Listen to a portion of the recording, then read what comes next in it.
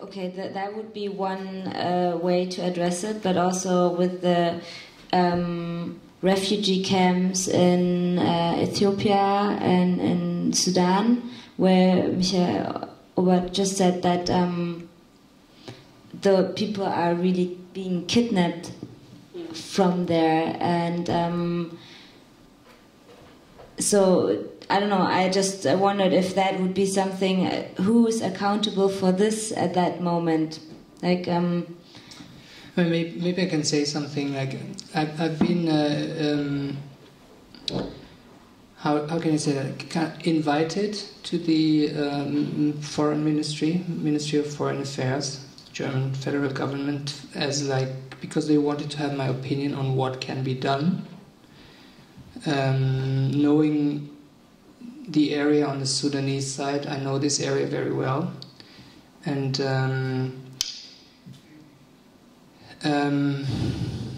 the thing is that the people who come, most of the people who come out of Eritrea, they don't want to go to Shagarab and to these places. They want to go to Khartoum, you know.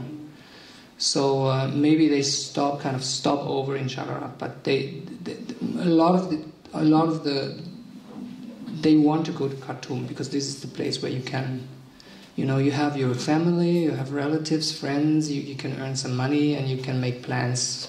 You want to stay or where do you want to go?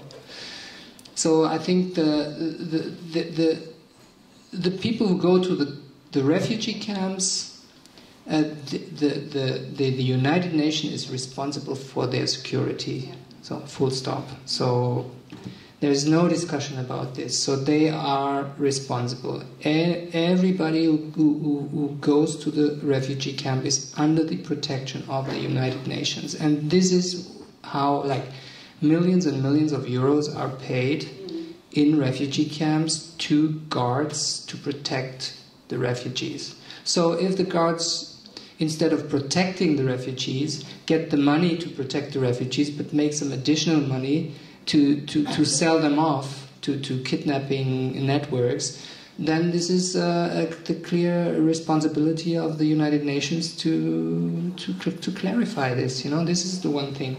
Then the other thing is the people who go to Khartoum.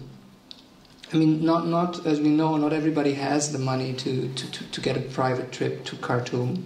You know, so the majority hasn't, and so you have a lot of people cross the border and then try to somehow make their way to Khartoum, and this is also a fragile moment in the biography of such a migration, is that the moment when you are like in the border area, Eritrean side or Sudanese side, and I think there, what I suggest, one of the points that I suggest is like the border areas. You know, there are a lot of border management projects all over the world, like in highly sensitive border areas. You have Western European training programs to run border management programs. This could be at least a start to kind of to do something in this area. You know, there is a lot of criticism against border management programs, but I think it would be worth to kind of to become active in this area somehow, at least present somehow, you know. And then another thing is that the people in Cairo, you know, like that really kills me, you know, like to know that you have hundreds and hundreds or thousands of Eritreans, many like hundreds of victims who have just kind of somehow made it out of the torture camps, and they find themselves in the worst living conditions you can imagine in Cairo, the capital of Egypt, where you have bars and clubs and you have all the nice offices of human rights organizations and aid organizations, but nobody takes care of the people these hundreds of people who live next door, like crammed into a tiny apartment, 20-25 people, injured, traumatized from the and accessible, they are there, and everybody can go there, and everybody knows where they are. And I really think, and that's also what I said to the ministry. I said, then this is a concrete point where you can start to act now, immediately. And so I think the border area, the United Nations refugee camps, and Cairo are 3 hotspots along the route. Becoming active there will not solve the problem, but a lot of individual kind of tragedies could be addressed too. But then who? We talk about it, but who's going to take this action? I can't. So what can I do to push the responsible people who can into action? This politics. Like me as a writer and as a human being, I can kind of make dust, whirl it up and tell this is a situation. You could do this and this and this, but I can't do it myself, So, but politicians have to do it. Organizations have to do it. Yeah, I mean, you really made also a point there, because you stirred up a lot of attention with your story that had been published in July. Before that, it was more known in, as I can say, in the diaspora, where we talk about it, and some families are affected by it, and also with Meron Estefanos' work, and so it has not been really in the mass media. And also, after the story has been published, there has been a lot of radio interviews and and TV shows, or at least tackling that issue. But the question is how far that goes, and also with Morsi has been changed. The regime in Cairo, Egypt, has been changed into a military rule or transition. This makes the situation more unstable, and I'd also like if you could comment on that, what you think is going to happen. But as I know, Meron has to leave in 10 minutes. So I think I'd like to give you the first question, and maybe then also the last question to you before you leave us, what also the diaspora can do. And because we're really thinking about it, also United for Eritrea, we are talking about this. And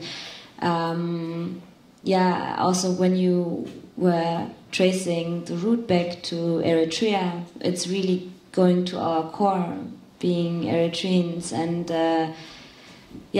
so if you can, your last comment on, focus also on what we can do as a diaspora, and tackling that from that side. Okay, actually what we can do, most of the times there is a lot of things that we Eritreans can do. But the sad part is that most of the people that are affected, let's say you have a sister in the Sinai, and you don't want to speak to media. A lot of times, a lot of journalists would want to speak in different parts of the world. Okay, if you know anybody that's affected, please let me talk to him. And a lot of people, they prefer not to. So they would say, I would try to explain to them, but okay, I can understand if you are talking about the Eritrean government, probably you are scared that somehow something will happen to your family. But you're talking about Sinai, so you don't have to fear. But a lot of people would discourage them. Sometimes they would say, okay, and then the next day they would change their minds, because when they tell other people that they are about to be interviewed the next day, then somehow they would change their minds. So this is also one of the biggest obstacles. I remember when Annette, she wanted to speak somebody from here in Germany. I don't know if you remember that. That was last year. an Eritrean that was affected by the Sinai, and I knew so many people in Germany, and it was very hard. But luckily, just somebody, a newcomer to Germany, I told him that Annette would like to speak to him, and he was like, okay, I don't speak German, as long as if I find a translator, I'm willing to speak to her and to share with her my story. And somehow he contacted her. Sadly, his brother didn't make it and died.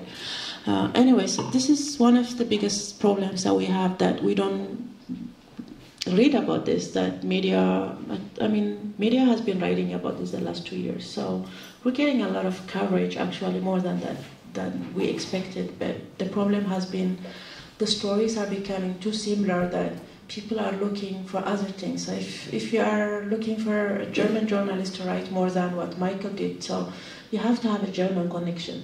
If it's in Sweden, they need always a Swedish connection. So it's always that these countries, they have to have somebody from that country talking about it.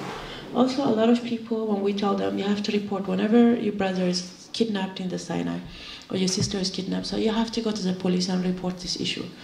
And as you know, that when 5-6 people would go and nothing happened, so everybody spread a rumor saying, oh, the police did not help us, so that was a bad idea. But the ones actually that listened to me 3 years ago or 2.5 years ago in Sweden and that did report to police, now they was compensated by the Swedish government because the police failed to do anything. So a lot of family did not get all the ransom money, but at least they got back because it was reported. So this is one good thing came out of that. But another thing is, thanks to all those reports that we have now the Europol involved in this matter. So, but we need from 2 more member states that can. So if you know somebody that was extorted and somehow ended up paying the money here in Germany or in Switzerland or anywhere else, so it's just to collect those evidences and notify your authority, and through that, then Interpol can be involved. So these are the lists that all of us can do, very simple things, but it could lead to something bigger. And also to tell your relatives back home, just stay at home, fight from inside. I mean, fleeing is not the solution. So, yeah.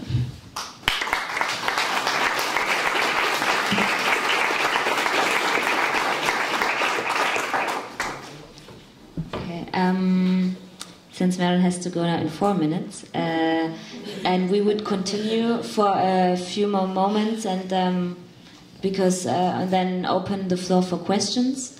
I'd like to ask you if you have any questions right now that Meron can answer, because she won't answer them later.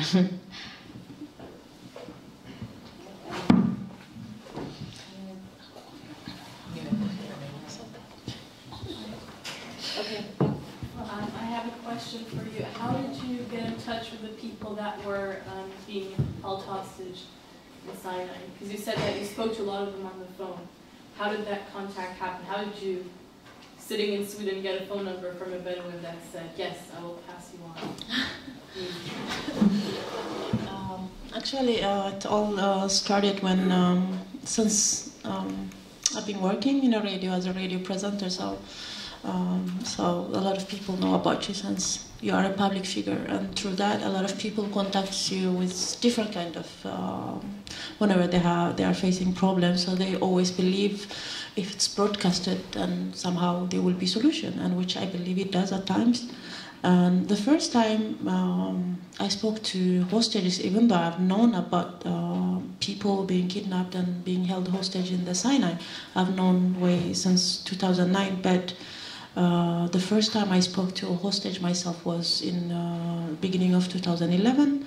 I was contacted by a young Eritrean that lives in the UK. He said, my brother is kidnapped and I'm being asked for $20,000. And so he said, if you don't believe me, then call them. And so I called them, and from there, somehow they ended up saving my number, and they started calling me constantly, 24 hours a day, and they even gave my number to other hostages. So after that, it became that somehow families have my number, or the hostages contacting me themselves, thinking At times thinking that you can raise ransom for them, or at times it can be families that are looking for advices, what to do and what not to do, and so that's how I get it. Yeah, either through families or the hostages contact me themselves.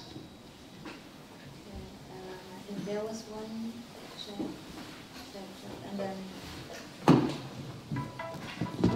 My question was, 2 years ago, I had a problem. My relatives were kept in Sinai, and I was in contact with you and Sigmund and John. And my name is Journalistin, you remember it. I gave all the information to you, Sigal, John, and this information was also given to the high police of Israel and some United Nations embassies. That time the money was paid through cooperation of an Eritrean person, and I asked you and the other people to arrest this person who transferred the money, and you replied me, there are some honest people who don't know or who are not involved inside things, and you said it is not a good idea to arrest these people. Some months, after 2 months, I saw his name. There was a list of people who cooperate with these people, and I read the name of the person. Maybe you know the list of the names, these people who sit in Israel, Egypt and Sudan and cooperate with the Bedouin people. So do you have the same idea yet? We should not arrest these people, or what happened to these people who were listed? So did I tell you it's not a good idea that he gets arrested? Me, or was it Sigal or John? At first, I you have to make that. protected the person. Who, me or who exactly? Me. Yes. I protected the person. It means you say there are some honest people who transfer money between Eritrea. Okay, and so understand. Yeah, okay, now I understand. Yeah. Let's. Can you just answer? It just goes with this. Yeah. Okay. So, hello, welcome. Why is it so much difficult to? I think I speak as loud as. Why is it so difficult that, let's say, so Interpol or something like that are not, cannot catch these people, because I think there must be some transference methods. If you can just tell us what are what kind of transference goes. As far as I've heard, it's the Western Union who just involved in this. So, why is it so difficult just to see who is transferring what and to arrest these persons? Okay, I will just explain a little bit about Taglazli. First of all, the case that you were referring is there are people that a lot of times, like right now, you have a brother being kidnapped in the Sinai, and you are here in Germany, and they say you are not even in Germany, so the money comes from Eritrea. So you would need somebody somehow that does money exchange in order to take out the nafa from Eritrea. So a lot of families that wants to pay ransom, most of the times the problem that they face is their money is in nafa, and they don't know how to pay the Bedouins in Israel. So most of the times the people that do transfer monies would help these families, but a lot of times, oftentimes these people have been targeting for helping, even though they had no relation with the Bedouins. They were just doing the Eritrean family a favor. They ended up being arrested and losing a lot of money. So this has happened many times. So if I remember right, that was 2 years ago me and you spoke. So that was the reason I was telling you was it's better that you wait. But at times there are many Eritreans, over 20 Eritreans has been arrested in Israel alone. But these are people working with the Bedouins. These are people that the Bedouins will tell you, go to this guy, pay him. And he would be the same person doing the same business for years. So once that person receives money for more than 50, more than 100, then obviously you know that the person is also making money. And we later found out actually that The money that they make is not that much. $350 if it's up to $20,000, $450 if it's more than $20,000. This is all they make. But they are now detained and convicted in Israel. So I do believe if anybody is involved, it doesn't matter whether it's Sweden, Norway, or Germany, or anywhere, it should be reported. We just have to be careful and know who we are accusing, though, because at times innocent people ended up getting paid for it. This would be my last comment, actually. You raised a good question. You said, where does the money go? That's what I always, wherever I go, that's what I ask, because if in Germany 50 families are affected and these people have paid me $30,000 each, so this is German money leaving the country. If it's the same thing in Sweden, these are European citizens paying a lot of ransom money. We're talking about hundreds and hundreds of millions of dollars have been paid in the last 2 years alone. So are we supporting a terrorist group? Are we sending the money to anybody else? Nobody ever asks, and which always shocks me, because every journalist that I speak to wants to investigate, wants to go to Sinai and gets a nice story out, but nobody ever asks, I want to follow wherever the money will lead me. I have only met one journalist from Washington Post that is trying his best in order to see, okay, if I'm sending money through MoneyGram, they stopped it because they get suspicious. For 1.5 years, people were sending money because it's cheaper to send money via MoneyGram. But they were smart. They understood this cannot be possible that somebody is receiving money, $200,000, $300,000 within a week in the same name. So everybody that sent through Money Mart were blacklisted. So now it's not possible. So that's why they asked for Western Union. And we have contacted Western Union. So you cannot totally blame them that they are working with the Bedouins. But of course, they're bringing a tool, making it easy for the Bedouins to receive their money within 20 minutes. So as for the Egyptian government, we've been telling them. I know that they have a copy of the payments. I personally sent them many times, so just so that they don't say that they don't receive those copies, I did pass it to the American embassy in Cairo, who then replied to me saying, everything that you have sent, we assure you that they have got it. So as to why don't act, time will tell, but also we have to understand, I mean, the whole situation in Egypt has not been in the last 2 years alone. There have been more than 3 governments. Every time we feel that we are coming closer to this government, it was the same with Mubarak. Then the fall of Mubarak came, and then the same thing with the military. It was being highly publicized, and they were promising that they were going to crack down on the militants in the Sinai, and then the same thing, government change. So that's also have made the situation worse. But I think you have to go now. Yeah, I'm going to miss my flight. Yeah, sorry. Yeah. Maybe Micha can answer to that, but I think sorry.